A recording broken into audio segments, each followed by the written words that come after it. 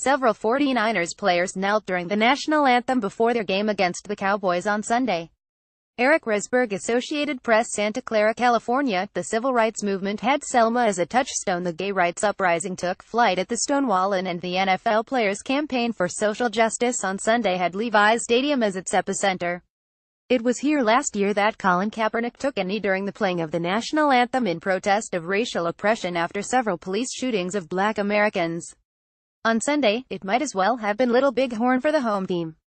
The Dallas Cowboys' 4,010 shellacking of the 49ers was the franchise's worst defeat since 1980 and kept them winless for the 7th straight game. Who won the national anthem showdown? It depends on your point of view. The 49ers' Eric Reid, who knelt alongside Kaepernick last season, did so again Sunday, as did 6 teammates, down from about 24 at the peak a few weeks ago. Every player on the Cowboys, widely known as America's team, remained upright, no doubt pleasing the team's owner, Jerry Jones, who said players who disrespected the flag in his view by sitting or kneeling would not play. Against Green Bay this month, defensive linemen Demontre Moore and David Irving had raised fists at the anthem's conclusion. On Sunday, Irving raised his fist briefly, and Moore briefly did so, too, but only after the anthem was over. "I know that he was very deliberate during the anthem, and of course that's the issue with me," Jones said of Irving after the game.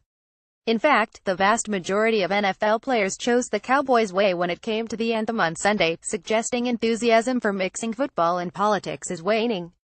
11 owners met with players and officials from the league and the players' union last week to find a graceful way out of the impasse. Notably absent was Jones. He holds close to statistics, how many players are protesting and what the demonstrations are doing to the bottom line. Through Week 6, the NFL is down slightly in TV ratings, though that can be attributed to a variety of factors, including the continuing decline of cable television subscribers. Last month, after President Trump called for any son of a bitch who knelt during the anthem to be fired, several owners stood with their teams for the anthem. None was as calculating as Jones. He linked arms with his team and knelt, then all rose before the anthem played. No matter. Jones said that the team office was inundated with calls, emails and letters objecting to the gesture. Every Cowboys player stood for the national anthem on Sunday at Levi's Stadium in Santa Clara, California. Eric Resberg, Associated Press. Jones may have been in an ebullient mood after the game Sunday, giving attaboys to his players for the rout that brought the Cowboys to 33. He was expansive on the 3-touchdown performance of running back Ezekiel Elliott, who won a temporary injunction to hold off his 6-game suspension by the NFL for his role in a domestic violence case. Still, the anthem controversy was on his mind. "There is no question the league is suffering negative effects from this protest," he said.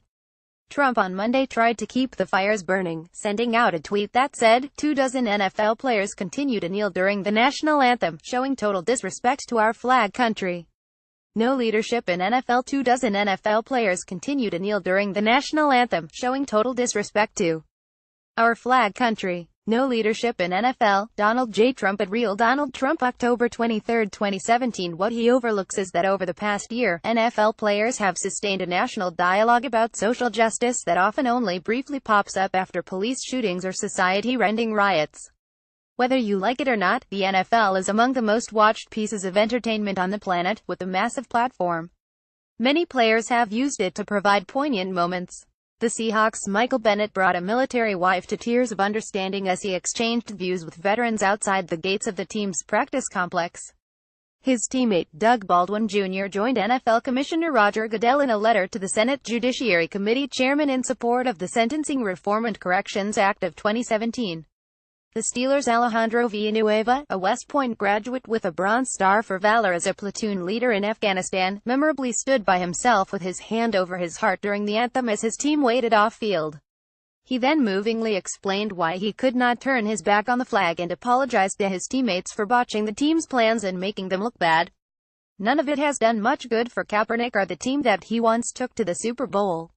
Last week, he filed a complaint against the NFL, accusing all 32 teams of colluding to keep him out of the league. He is an activist now and has more than likely kissed away whatever slim chance he had to play in the NFL again. On Sunday, there were plenty of empty seats here, and about half the filled ones were inhabited by fans wearing the blue and white of the Cowboys. Levi's Stadium hasn't been a popular home for the 49ers since opening in 2014. Fans complain that the tickets are too expensive and the commute is too far from San Francisco. Still, it was a jarring sight on an afternoon that San Francisco legend Joe Montana and more than 30 members of the 49ers Super Bowl winning teams were here at halftime to honor another icon, Dwight Clark, who is battling the neurological disease ALS. It was Montana and Clark who teamed up for the catch in 1982, one of the most famous plays in NFL history, a 6-yard pass in the back of the end zone in the final minute to beat the Cowboys and advance to the Super Bowl. Those glory days seem like ancient history.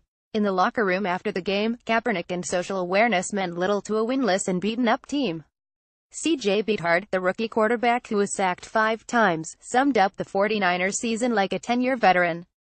Sure, it was a massacre, but hardly a last stand. Yeah, we are 07. There's only one way to go, and that's up, he told reporters. And we've got a lot of season left ahead of us to get better, turn this season around and make something out of it.